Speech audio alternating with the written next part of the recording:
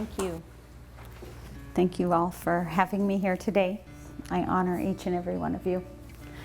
So, I talk to my husband, he's my best friend. And I always say, you know, when I lecture, I don't want to just be somebody who stands up here and speaks. I want to give something. And what better way can you give in this world than to be an example? Be truthful. We're not all perfect, because if we were, we wouldn't be here. Life is rough. Life is life.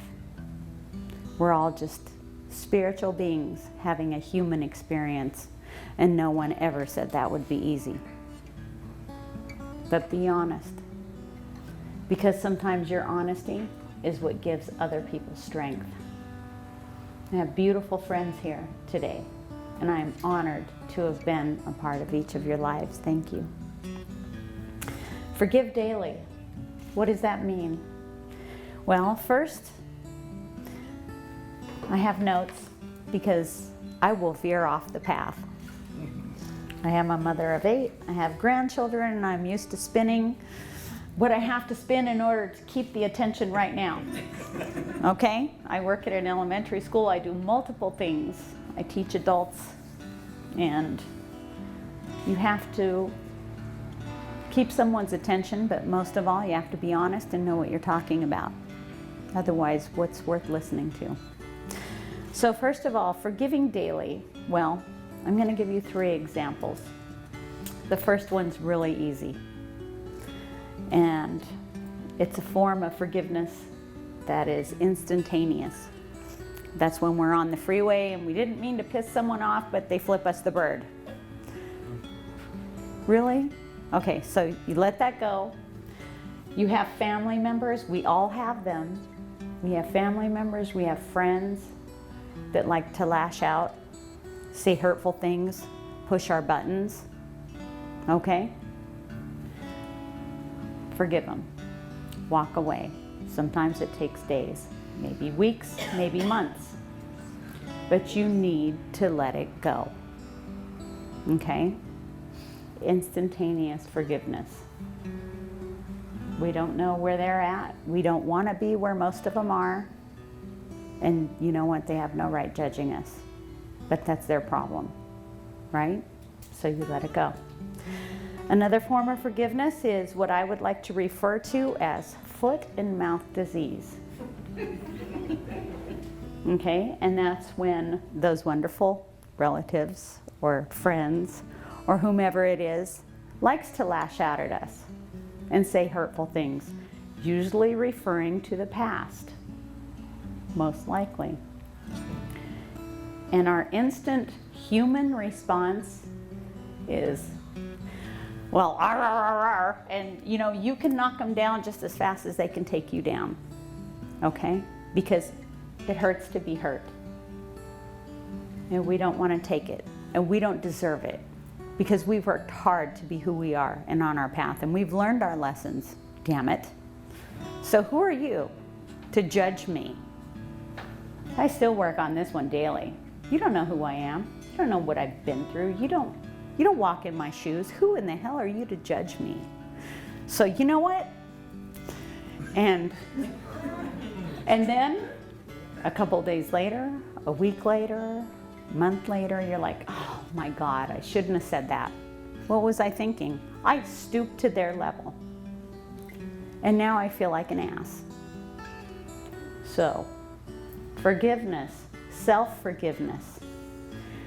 First of all, I'm aware of what I did. And I have nothing to be proud of for doing it. And just because they have no clue about spiritualism, they have no clue what life's about, and they have to lash out because I'm only a mirror image of themselves. So therefore, they're going to stick it to me because they can't face their own reality. Okay, that's awareness. So then you're going to say, all right, I'm going to be the bigger person, and I'm going to apologize. And you know what? I'm sorry that I said what I said to you. But you really pissed me off, and I tried to hurt you back. And that's the reality of it. and I was wrong. Huge, huge sentence. The most important sentence that you can ever stand by is saying and admitting, I was wrong. That doesn't mean they're right, okay? So don't confuse that. It just means that you're having the ability and the strength to acknowledge you were wrong. And you have the strength to admit it. That's the second form of forgiveness. The daily forgiveness that I want to talk about today goes a little deeper than these two examples. Now, I have to be honest with you. When I first went over this speech, the first 2 times, I cried my eyes out. I was trying to present it to my husband, because if you can't give it to the one you love, you certainly can't give it to a room full of people.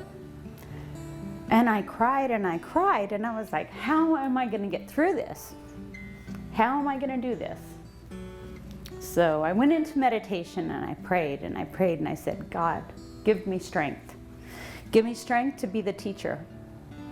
Okay? Because I'm not going to stand before you as a lecturer. I don't believe in that. I believe in being a teacher. I believe that you pay it forward. I believe that you give what you get. And don't BS anybody. Give it to them from the heart. Because I'm standing in front of a group of beautiful people and those who are listening who have been through the same school of hard knocks. My path was a difficult path. But you know what? There are a lot of difficult paths out there. And I am in awe of those who walk their path, who survive their path, and most of all, who turn around and give that strength to others so that they can survive their path. You want to heal? You want to make your path better? Then you turn around and you be a power source for those in need of your help. So, I want to bravely share with you a personal experience that I went through, and I'm just going to barely scuff the surface. When I was 3, I was kidnapped from my mom. And I was kidnapped by my dad and my uncle, and I would like to tell you that it was because he wanted to give me a better life. But I was to be used as a pawn. My dad was a phenomenally smart man, hard worker, alcoholic, and a lover of women. And what a better prize to offer a woman than this beautiful little blonde girl who needed a mom. That was me. But I understand today, and I forgive my dad, and I love him, and I realize on a spiritual side, this was our contract. That's what we chose to do together outside of this human life. So, by the age of 4, I was introduced to my second stepmother.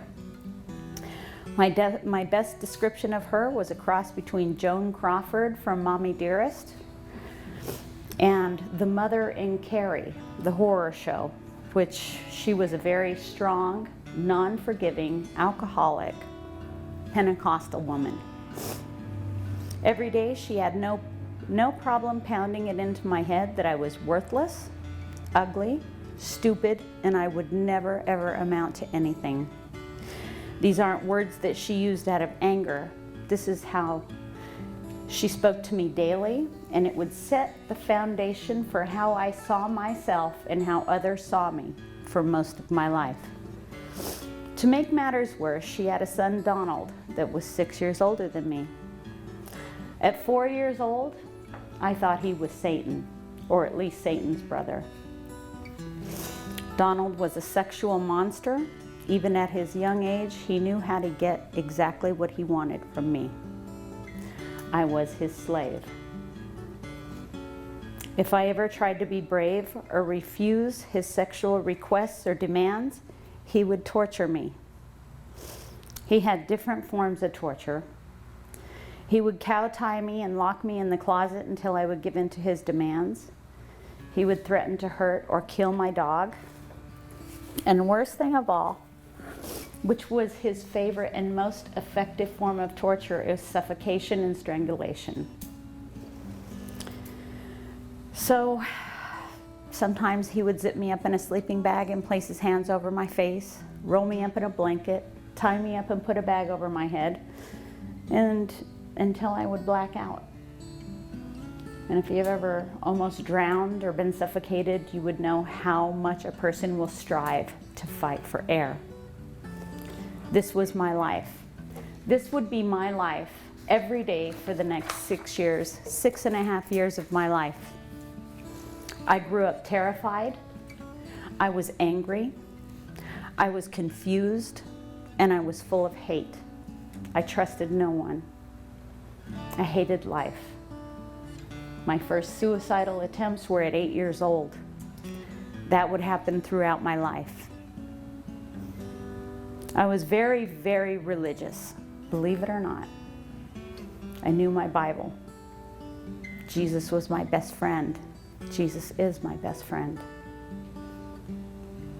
I only trusted spirit. I had no trust. I had no respect for any humans whatsoever.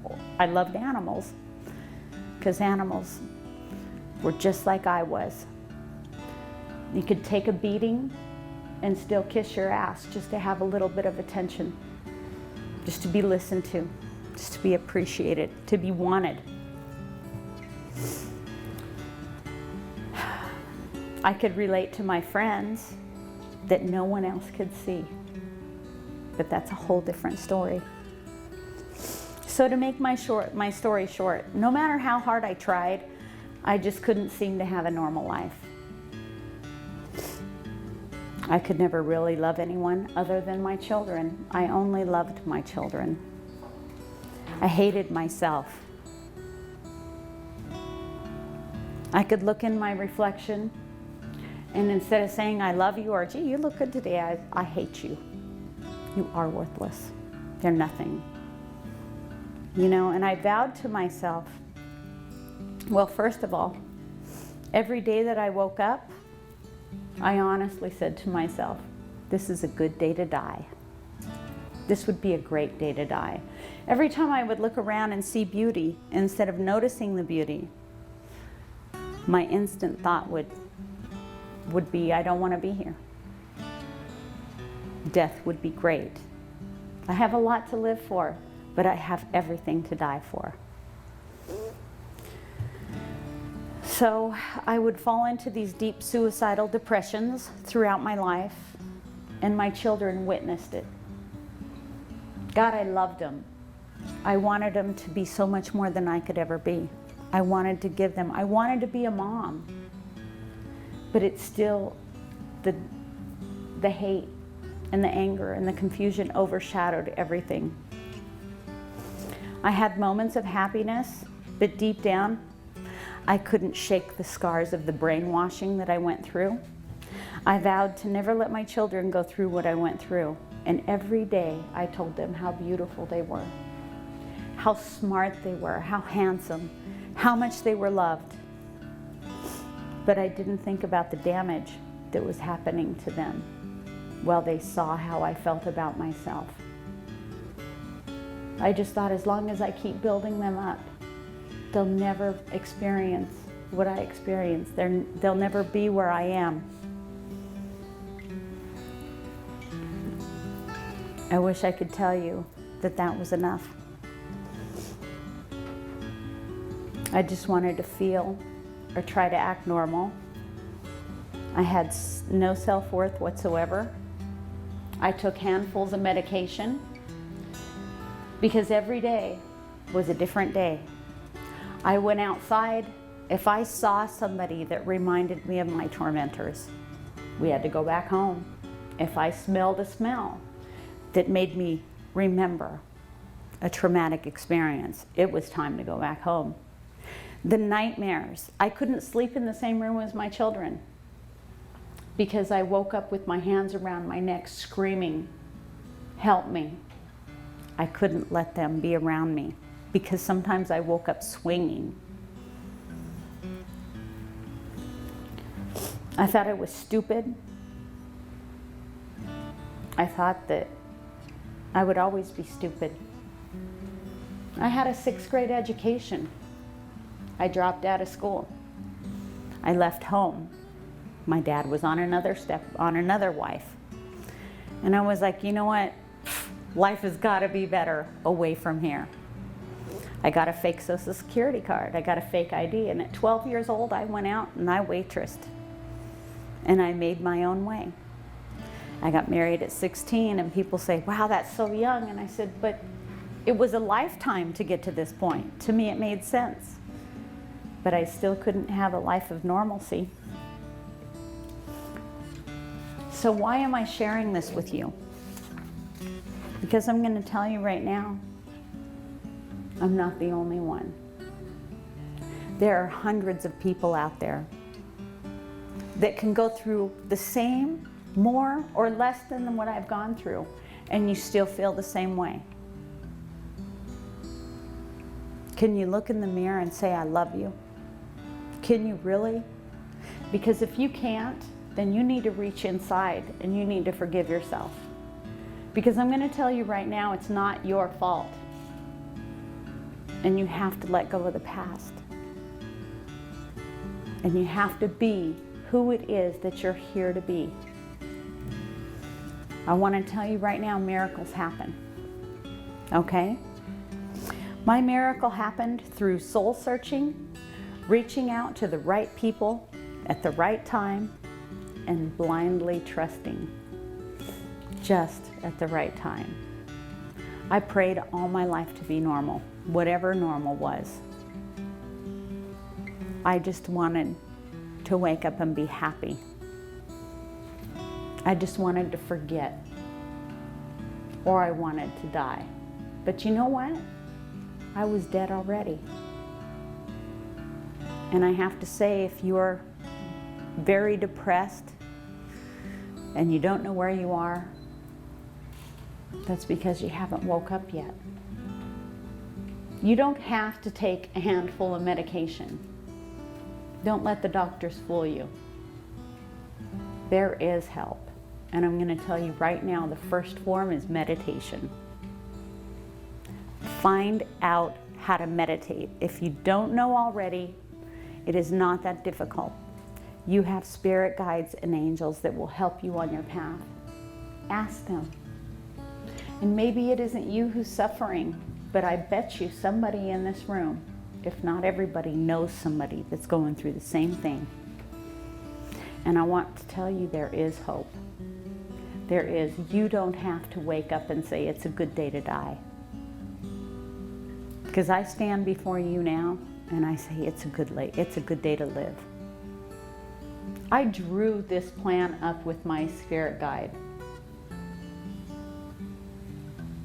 And it's a significant reason why I stand here today. Because I will stand here as a teacher, I will stand here as a mentor, and I will tell you that you have a significant purpose.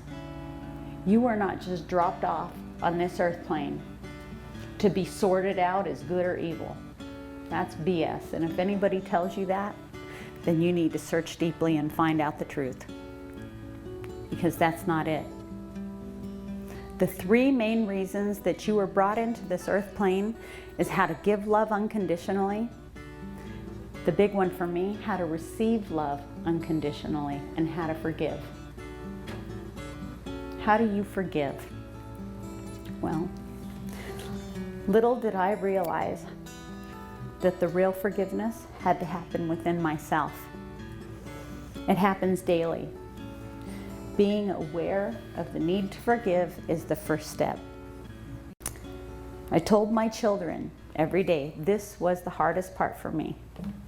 I told my children every day that I love them. They're smart and they're beautiful.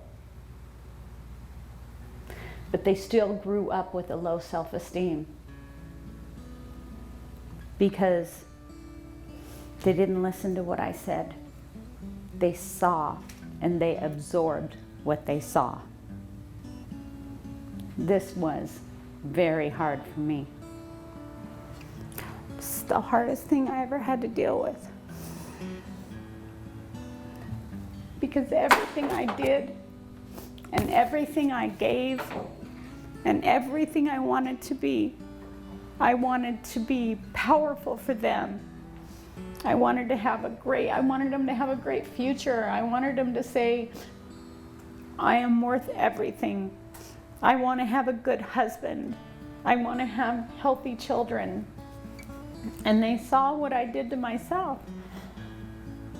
And then they grew up and they thought, well, how can I be worth a shit if my mom's not worth a shit? And I'm so happy to tell you today that it's taken a lot of work. And it wasn't easy, none of it. But them being able to see how much I turned my life around, and how much I have faith, and how much I have trust in spirit, in God, in my friends, not my false friends, but my real friends, such as you who are sitting here today. They know there's hope and they know they're worth it. And it was a long, hard haul, but they're doing it. And once again, they're not doing it because I told them. They're doing it because they're watching me. They're seeing me. And you know, the most powerful thing is that they're seeing me make powerful, positive differences in other people's lives. How can I heal myself? Everyone's different, but I heal myself by healing others.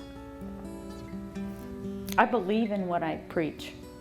I believe in what I teach. I have human moments. I don't like being judged just as much as any of you like being judged. But I'll tell you right now, I'll give you the shirt off my back. I would give you my liver or my kidney if it helped you to live and to be strong and to carry on your path. I'll give you what I have. I will never lie to you. I will feed you if you're hungry. And it won't be anything I take from my children. It'll be what I give you. And it won't be because I feel I owe it to you. It'll be because what feels right in my heart. This is what makes us strong. It's true for us that we'll spend the rest of our lives working on overcoming our childhoods. What I really want to leave with you today is how important it is to forgive yourself daily and to have the strength and the courage to be you. Be who you are. Don't be ashamed of who you are. Don't be ashamed that you're black or white or yellow or green. Don't be ashamed that you're gay. Be strong with who you are, because that's exactly who you are. And you've earned every right to be who you are. And you know what? Somebody will come up and condemn you or judge you, and you have a right to be pissed off. You do, but you also have a right to let it go. Okay? Another huge thing I want to leave with you. There are no victims, only volunteers. So remember that the next time you say, well, you know, I really wanted to do this, but now I have to go there, and this person expects this of me and that of me. You know what? You allowed it. Quit sniveling. Fix it. Move forward. You will only feel how people allow you, or how you allow people to make you feel. You're only going to be a victim until you realize that you chose this for a purpose. I forgive those. I forgive those in my life who hurt me, who tormented me, who tortured me. And I'm going to tell you what, that was part one of the forgiveness. The major part was forgiving myself. And any time that something pops up and arises, I recognize it. And I say, I get it. This is an opportunity. This is an opportunity to grow. It's not a challenge. You know that famous statement, shit happens, and it'll always happen. But how are you going to see it? How are you going to address it, and how are you going to move forward? Stop keeping your foot in the past. Yeah, the present is everything, but so is the future. How do you see your future? Another really profound statement I want to share with you right now that means a lot. It means a lot if you're a teacher. It means a lot if you're a spouse, if you're a parent, if you're a sibling. Never expect others to live up to the expectations that you have for yourself. Because if you do, you're in for a lifetime of disappointment. I want to repeat that. Do not expect others to live up to the expectations you have for yourself, or you will be in for a lifetime of disappointment. If you want to be an example, live your truth. Stand proud. Share your story. What you think is your weakness may be the strength that someone else needs. If you want to live your life in a sheltered, hiding place, then start meditating and figure out why. If you cannot honestly look at yourself, not your reflection, but look in your eyes, look in the mirror and say, I honor you, I respect you, and I love who you are. If you can't do that, at least once, but I'm going for 3 times, then you know what? It isn't others that you need to forgive. It's yourself. And you're worth it. Because I'm going to tell you right now, when you chose this physical body, you did it in a place of unconditional love. When we came here to this earth plane, that veil was closed. It's the lowest vibrational place that you will ever incarnate in, and that is this earth plane. But I'm going to tell you, you knew you could do it. On a spiritual level, you knew you could do it. And here you are. Be proud of you. Be proud of that physical body that you chose to incarnate in. Be proud of the people that are around you. Look at people and see the beauty in them. Life is beautiful. It is. Warts, moles, and all. Life is beautiful, and you're beautiful. Please find that beauty in yourself and give it to others, because we're all worth it. Thank you.